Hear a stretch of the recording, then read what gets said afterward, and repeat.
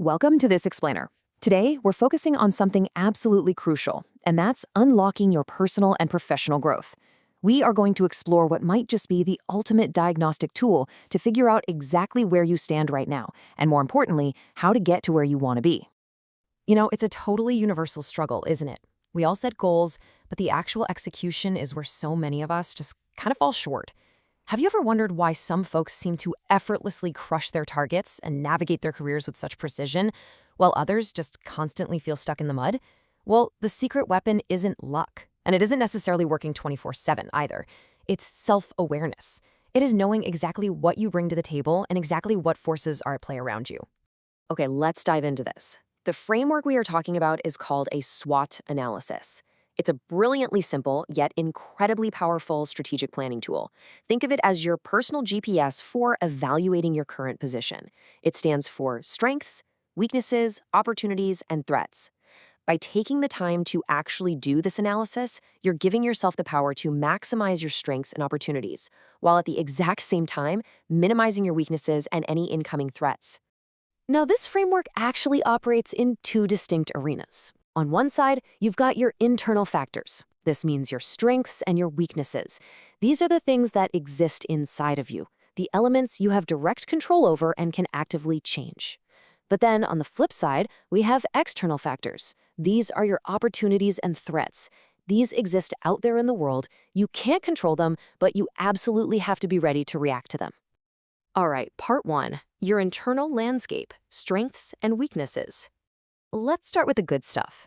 Your strengths are your internal positive qualities. They're basically the unique engines driving you forward. We're talking about hard metrics, like your educational background and your technical expertise, sure.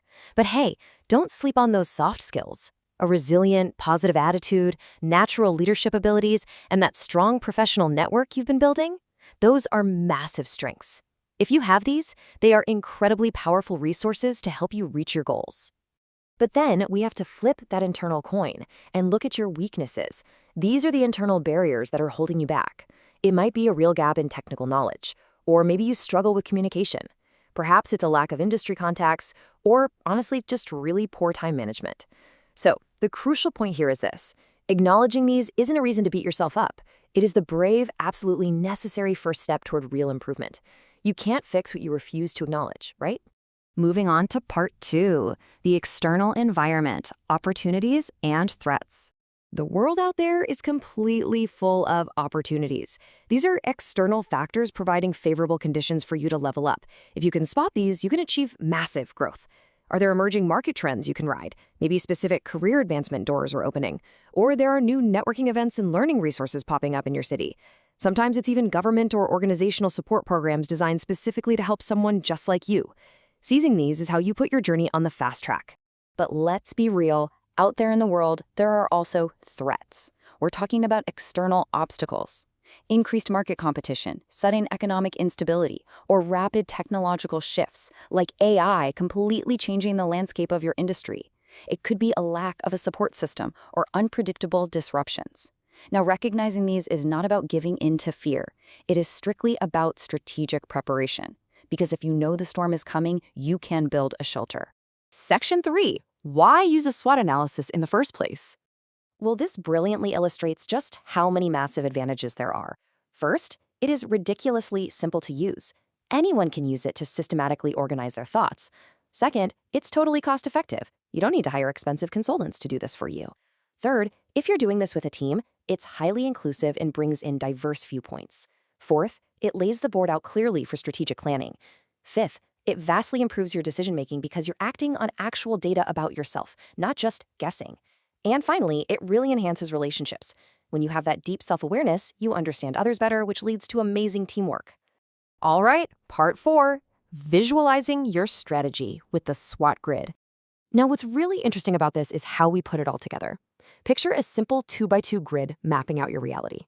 In that top row, you place your internal factors. Strengths on the left, weaknesses on the right. You own those. Then, directly beneath them in the bottom row, you map out your external realities. Opportunities on the left, threats on the right. This setup forces you to see exactly how your internal capabilities intersect with the external environment. It is literally the ultimate blueprint for taking action. And that brings us to Section 5, putting SWOT into practice. So let's start filling this out.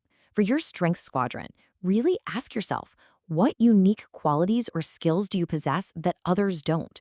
What specific resources can you consistently rely on?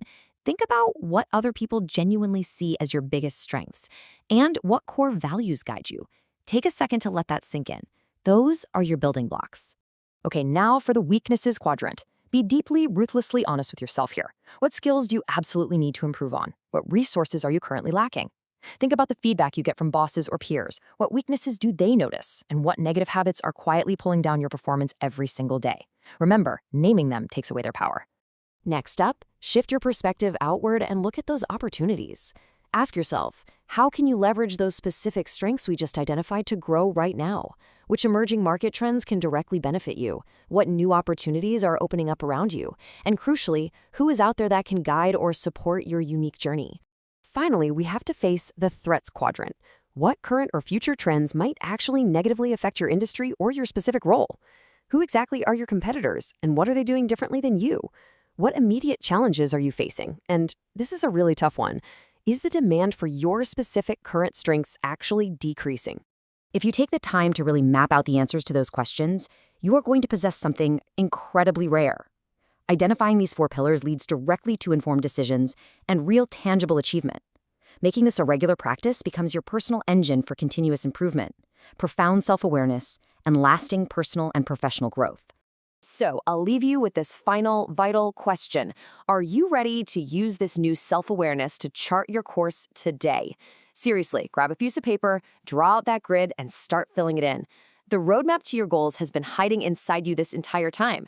The only question is, what are you going to do now that you can finally see it? Thanks so much for joining me on this explainer.